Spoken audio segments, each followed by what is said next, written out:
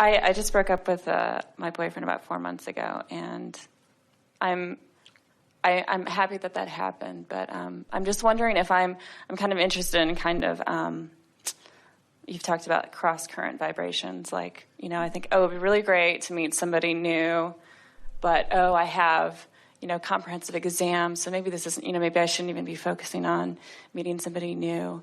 And I'm just wondering if I'm kind of messing up my vibration and making things not come to me as fast as maybe I would like them to, because I'm like, I want to do this, and then I want to do this.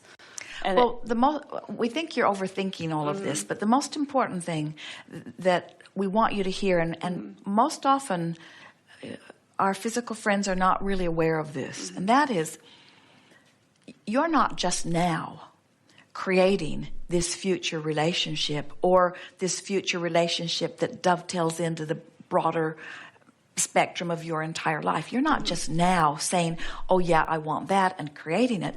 All through that last relationship, you were launching preferences, and every day you are creating your reality through the exposure to the contrast that is causing you to prefer. And so we want you to feel this wonderful life experience that you have literally carved out for yourself out of all that you've been living, that is there bright and shiny and patiently waiting for you to find vibrational alignment with it. So you don't have to micromanage everything by saying, well, I want a relationship, but they are very time consuming, and I want a relationship, but I want to be independent, and I want a relationship, but what if I get somebody that's needy and that doesn't understand that I'm committed to my work, and I've got all this stuff that I need to do, and I want a relationship because there are aspects of it that I miss, but I really don't have time for a relationship, and it's really easier to be by myself really than to have to consider somebody else.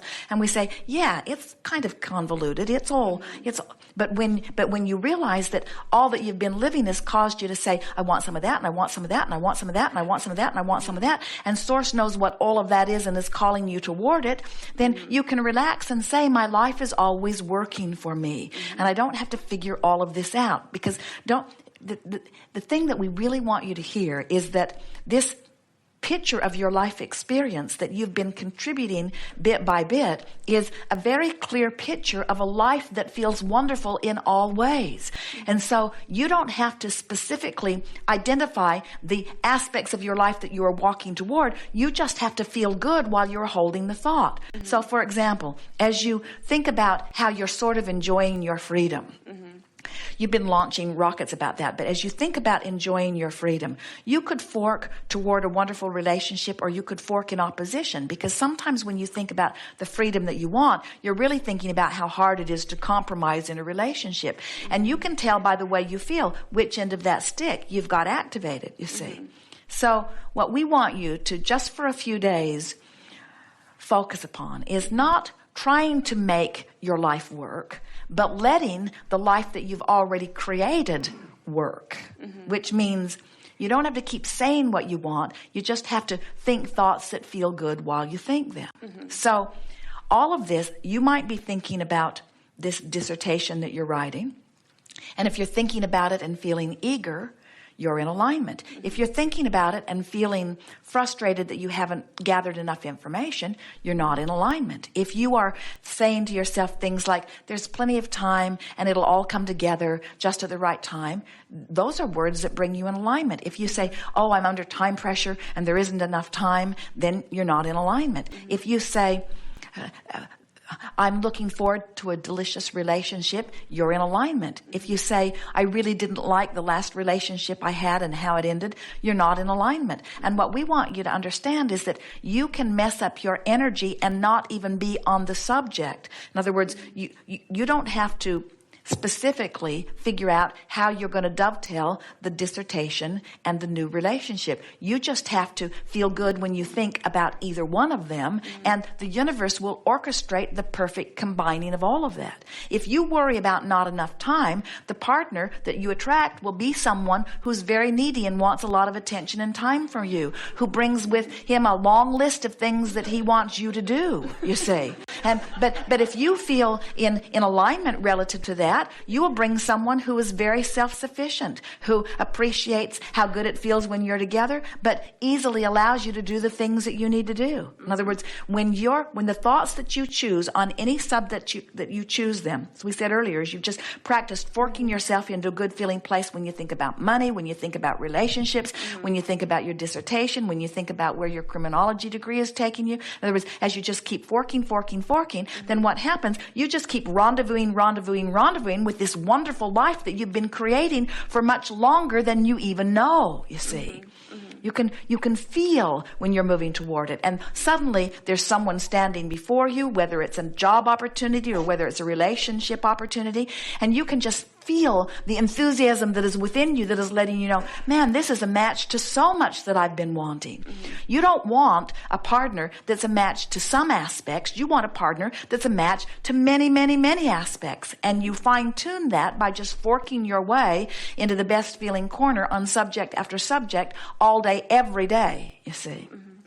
You clean up your energy one thought at a time. So when someone sits before me and they say, someone sits wanting to know what their life experience is bringing, and they say, what is my vibration? What do you get? And we say, it doesn't matter what it is. It matters what you are capable of making it. It is the closing of the gap that is life experience. And we don't want to ever give any of you the impression that we want you over here in this perfect place, because you will always be living life in this crack. Life is always going to cause you to become more than you're up to speed with. And what life truly is the getting up to speed. But as quickly as you do, the new contrasting experience causes you to become more. So you are never going to permanently close this. And we want you to adapt to the idea that it is the closing of that gap that life really is.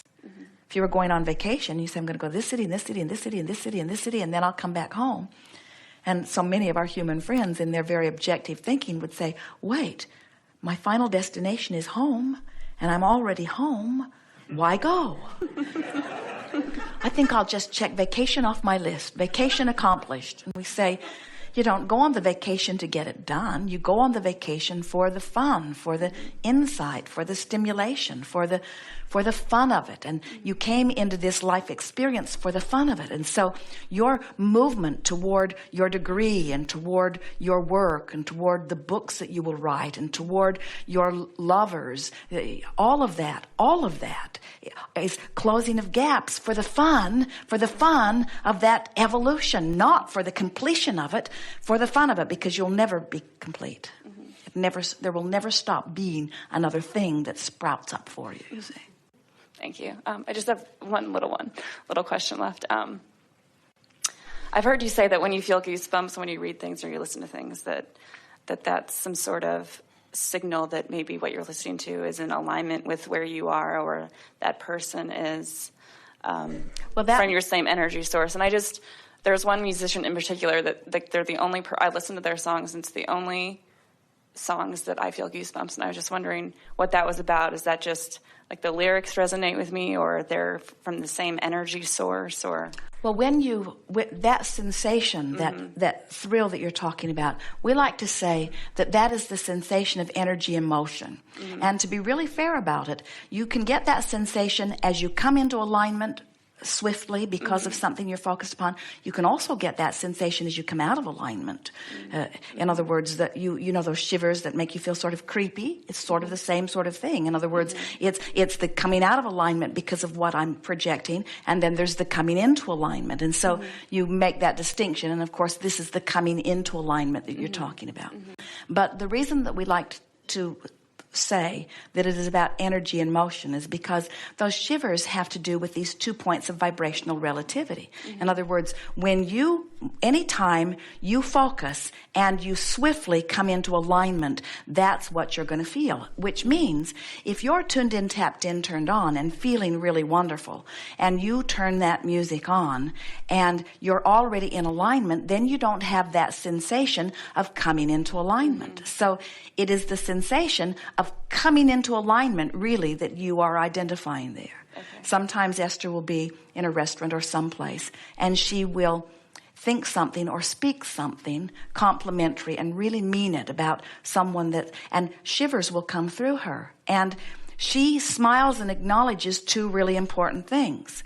The thought brought her into alignment, more strongly into alignment. In other words, it's like an infusion of who you really are. What the best description of it is, it's your focus in this moment has put you in a state of allowing the fullness of who you really are to participate with you in that moment. So when that washes through you, it means two things. The fullness of who I am is washing through me, and a minute ago it wasn't. In other words, I was on the edge of it, and that's all right. In other words, we want you to be fluid in this crack. We never want you to be criticizing yourself about a gap in your vibration, but to be aware of the alignment. That's a wonderful thing. And so it's not that you are necessarily twin souls. It's not necessary. All kinds of artists, when a painter paints a painting or an artist writes lyrics or music, they do imbue their medium with the vibration of their being as they're offering it. And those groups that come together in alignment make magnificent music. But there are a few groups that really come into alignment. When one does, the effect of it, of those who are in alignment, is extraordinary. Most singular artists have a better opportunity to come into alignment because there are only 2 points of vibrational relativity to align. They get into alignment and they feel wonderful. And so the way it is affecting you is about your alignment with you. And that's the thing that we most want to emphasize all day here. We would like you all to leave here understanding that how you feel is everything, and that your 2 points of vibrational proximity are what really matter. And as you deliberately start tending to that, everything else in your world will take